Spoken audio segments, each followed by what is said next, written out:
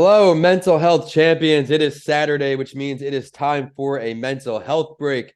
Vincent A. Lancey here, and I have the opportunity to sit down with someone I'm happy and proud to call a friend. And we met, of course, through anyone who's following my journey through cold networking. He's been on That Entrepreneur Show, how we originally met, where he's a human performance improvement expert. He's an author, so we had him on Writing with Authors. But of late, and I've learned he's overcome some adversity on the health side of things. He's worked his whole career helping athletes improve their mental health, help high performers improve their mental health. And now Jim was faced with a few curveballs. But if you know Jim and you knew what happened to him, you knew he was going to come out on the other side because he is a resilient man, and that's to say the least. Jimmy Madrid, it's great to see you. Thank you, Vincent. It's always great to talk to you. I got to tell you, every time we do this, I end up having the most terrific day. It's all about attitude, isn't it though, Vincent? It's just, an energy, man. It's about energy and attitude, man. And we feed off each other, I think, Jim. Of course, it's my privilege to have you on here. We're going to dive right into this now.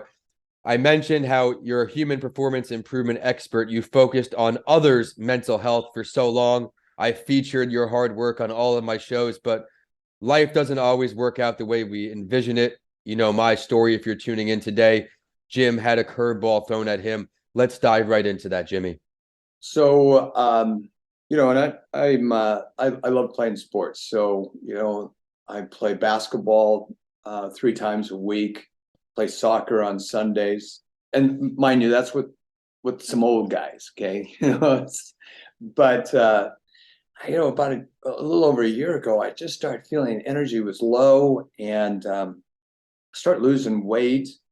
And then March, I start feeling this acid reflux, symptoms of acid reflux. And so we went to the doctor. She gave me some medication for that the 1st of March of last year. And then April 1st, I woke up coughing up some stuff that it shouldn't be coughing up, that red stuff. And of course, my wife said, let's go to the hospital. So we went to the hospital. It hit me with a battery of tests. That was on a Friday. They kept taking more tests. And so on Saturday morning, the doctor came in. And you're laying in a hospital bed, and the doctor said, would it be okay if I sat at the foot of your bed? And I'm going, oh, man, that's not good when he asked you something like that. So needless to say, tests showed that I had masses in my liver. I had a mass in my pancreas and a mass in my lung. And they ran a biopsy, and sure enough, it came back stage 4 pancreatic cancer. And of course, that was a blow to us. And then, and my father had passed away back in 2008 from pancreatic cancer, about 6 months almost to the day that he was diagnosed with stage 4 pancreatic cancer. So, as you know, Vincent, we have 5 children. And we better get them on call them up. So we got them on the phone all together. 2 of my boys were in Seattle. 1 was in London. The other one lives up in LA, and my daughter here in Laguna Niguel. And my wife said, well, my daughter and one of my sons knew that I was in the hospital. And when she broke it down that your father had stage 4 pancreatic cancer, my daughter, I could hear her just break down. She just went, oh, no, and everybody, you could hear them kind of sobbing and stuff. And my wife immediately said this. She goes, today's about crying. Tomorrow, we go to work to support your father to beat this thing. And they all agreed, sure enough. And then my wife ended up the conversation with, all this is going to do for all of us is give us stronger legs for bigger strides. And then from there, later on the day, my daughter came, and we have such a special relationship. And she's laying next to me in the hospital bed, and she said, Dad, and I said, yes. And she goes, you need to remember one thing. I go, what's that, honey? She goes, you're Jim Madrid. And I went, so I always kind of say, my wife kind of flipped the switch on the day before, earlier that day. And then my daughter made it, and my kids all made that light just go on a lot brighter. And then you're laying there and everybody's gone, and every 6 hours they're coming in to draw blood, and I had to spend the whole weekend, 4 days in the hospital. Mm-hmm. You get to sit thinking about some of that stuff, Vincent. And at Tampa Counseling and Wellness, we want to remind you that it's okay to not be okay. Reaching out for support and asking for a little extra help can be overwhelming, but everyone deserves a safe space to heal. We're so honored to be that space for Florida residents. If you want to learn more about our services, or you'd like to set up a free consultation with one of our clinicians, you can call or text us at 813-520-2807. We're looking forward to growing with you. And, I kind of thought, well, I have a choice. And I think every day we all live with choices, right? And attitude has always been that. Those people that get up in the morning and say, I'm not a morning person. It's like, why would you tell your that? You're just giving yourself every reason to say, see, that was a terrible day, but my choice was I could either take that as a death sentence or an opportunity to triumph. And I took the latter. And about midnight, they came in to draw some more blood. And I'm laying there awake again. And, it kind of hit me that, and I've got a lot of faith, and that, God gave me this opportunity to which is a very unique opportunity, similar to yours, to battle for one's life. And not many people get that opportunity. And yeah, I think it's an opportunity. And I'm not only winning the battle, but I'm on my way to conquering the world on this. So we went into full force mode on everything that I teach, that has ever been taught to me, that I've learned. And we went right into mindfulness and prayer and, eating the right foods. I've got crystals around here still. My daughter's really holistically and all that. And so we, and kind of a miracle that 4 weeks later, they came back to us and said, good news. It's not pancreatic cancer. It's lung cancer, no chemo. And so that started me on a medication back in May, and it's decreased. The mass in my lung was 5 centimeters by 4.9 centimeters. It's now down to 1.9 centimeters by 1.3 centimeters, and they've never seen anybody react. And the efficacy of the pill and everything else that I do, they've never seen that decrease. That much, that fast. So they made that City of Hope, and they're incredible. We're truly blessed that we are in an area where City of Hope is here, and as with other cancer research across the country, that I'm being taken care of there, and I've got Vincent. I got Dr. Massarelli, Dr. Nina Massarelli, right from Naples, Italy. Are you kidding me? This Italian got that, and somebody said to me, when you start interviewing these different doctors, you're going to find a doctor that you feel comfortable with. Come on. We talk more about food and wine than they do my condition the last 10 months. It's a crack up. She's awesome, man. She's incredible. And City of Hope, after the first session with my meeting with my doctor, and I've seen 5 doctors, and she was incredible, and so was Dr. Lim at City of Hope, the first one. And by the way, let me go back. When he called us up to tell my wife and I that it wasn't pancreatic cancer, my wife said, well, what do we do? And the doctor said, feed him and get him on a golf course. So I'm playing golf tomorrow, Vincent. I'm just following doctor's orders. So, how long now has it been since we're recording right now? Since you were diagnosed, yes. Oh, that was last April 1st. So April less than a 2020. year, we're talking. This guy is something else. He's back in the golf course. Before the episode, we're talking how he's coaching the #2 soccer team, high school High in the school country. soccer team in the country, J. Sarah Catholic High School in San Juan Capistrano, California. Yes, sir. And he's back on his feet just like that. I think it's a great reminder to everyone out there that you don't have to let the situation define you unless you want it to. I mean, Jim, you've come so far. I'm so honored to know you. You obviously know a lot about mental health in the field beforehand, before this. What is something you learned additionally about your mental health, having been on the other side of things this time? Wow. I just think the good Lord said, well, you teach mental toughness. Well, let's just see how mentally tough you are. And I think I proved to him that I'm pretty tough. I tell you, and for those of you that have gone through this, you know what I'm talking about, those dark moments, and they tried to sneak in. And I'll tell you, controlling that self-talk is probably the number one thing. Those thoughts start entering your mind. And I got to tell you, I was sitting in the hospital late, early in the morning, and I start thinking about, I've got 5 children, I have 6 grandchildren so far, and I know there's more to come. And I start thinking about, wow, if I'm not here, I'm going to miss all that. My daughter, my sons, my grandchildren, my granddaughters, my grandsons, all that.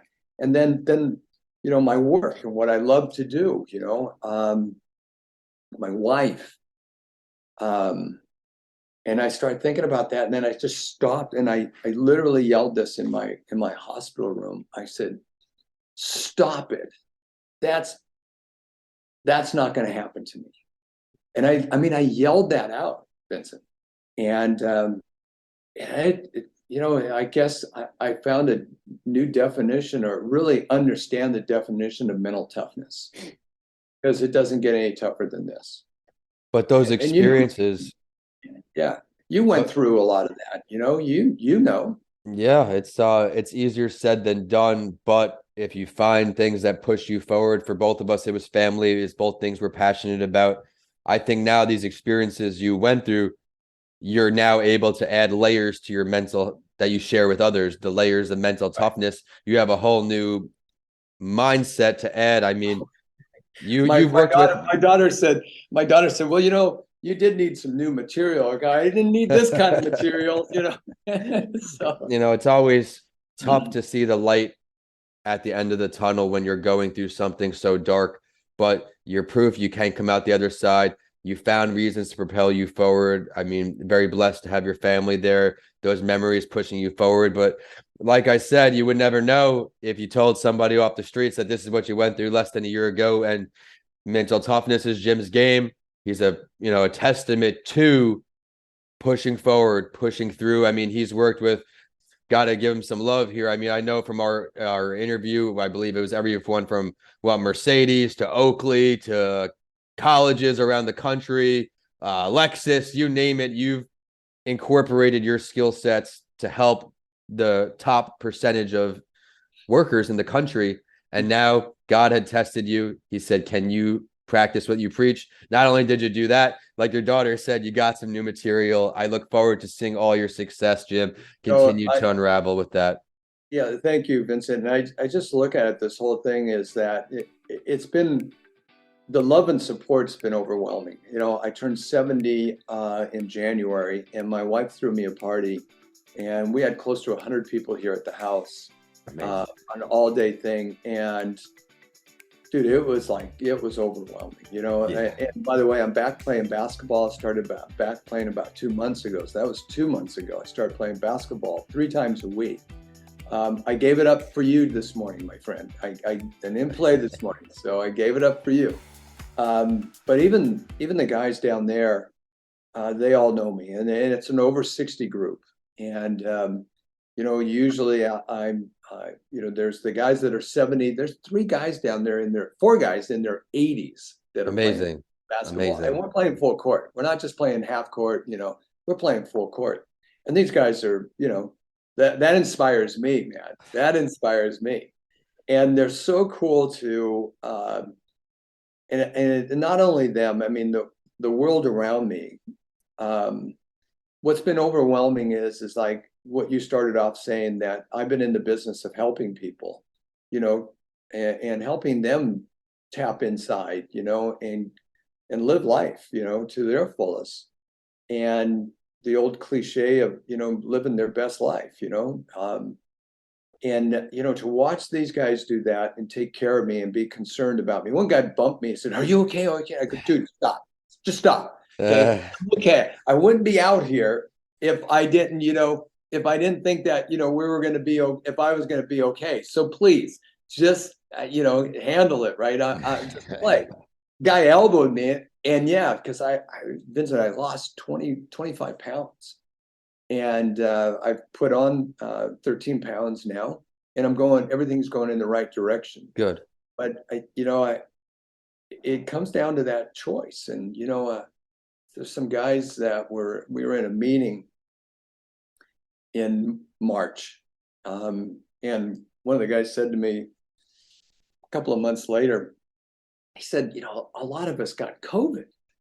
And how did you not get COVID? I go, "Guys, I didn't get COVID. I got cancer. Come on, you guys are lightweight, so you can handle that stuff. I got the big sick. Come on, man." And the guy just goes, "Oh my gosh, Madrid, I didn't know that." And so it's, there's got to be a silver lining. And one of my associates said to me, "Madrid, there's a lot of people go through this, and they kick cancer's butt, and they want to tell the world, so they got to create a platform." And I think that's why good Lord picked me, is because I do have a platform.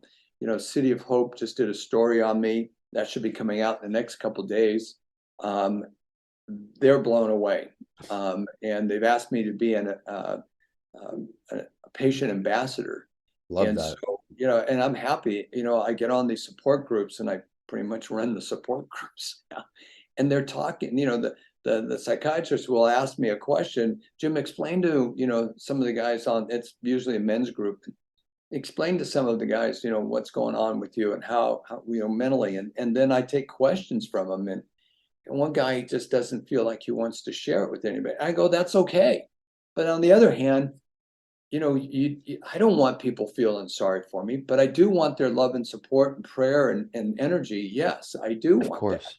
And, and that's it's been overwhelming, but, people, I was doing a conference in last September up in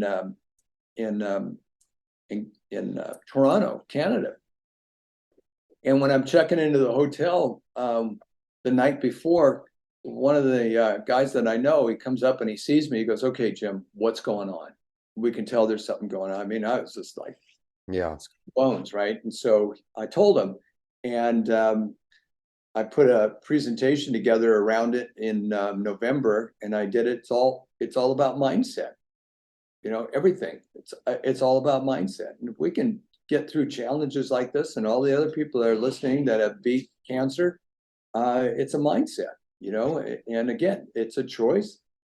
I'm gonna, like an athlete that makes a mistake, they put their chin to the chest and play "Oh poor me," Mm-hmm. or bring it on. We all it's normal to have good days. It's normal to have bad days, but you have to find a way to adapt that mindset to propel you forward. I mean, if you weren't inspired by this episode, I don't have any content coming your way that will inspire you. Jim, where can everybody not only say hello, find out more about your company, and maybe some of these articles that you got published as well? I've been writing some new blogs on our website, on our sports side. I have two parts of my business, my life.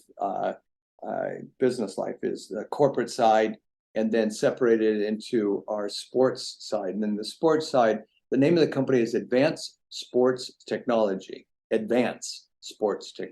AST. And we're at astacademy.com. And then, of course, you can always find me at jimmadrid.com. Pretty easy. Thank you for sharing that, Jim. And thank you so much for taking the time to sit down with me. It has been too long. Like we said, me and Jim, we've sat down now 3 or 4 times now, again, through a cold network message at some point. I don't remember how it was. I'm sure it might have been on LinkedIn. But until next time, Jim, I look forward to our next chat. It's great to see how far you've come so quickly. I mean, 9 months later, he's playing basketball. Before that, he's coaching sports. He's golfing. You name it. The guy is an animal. Everyone out there, thank you so much for tuning in to another episode of A Mental Health Break. I will be back with you next week, Tuesday. Thank you, Vincent. I think you're very welcome, Jim. I'll be back with you. Excuse me, next Saturday. I forgot we went from Tuesdays to Saturdays now. Thanks for tuning in, everyone, and take care.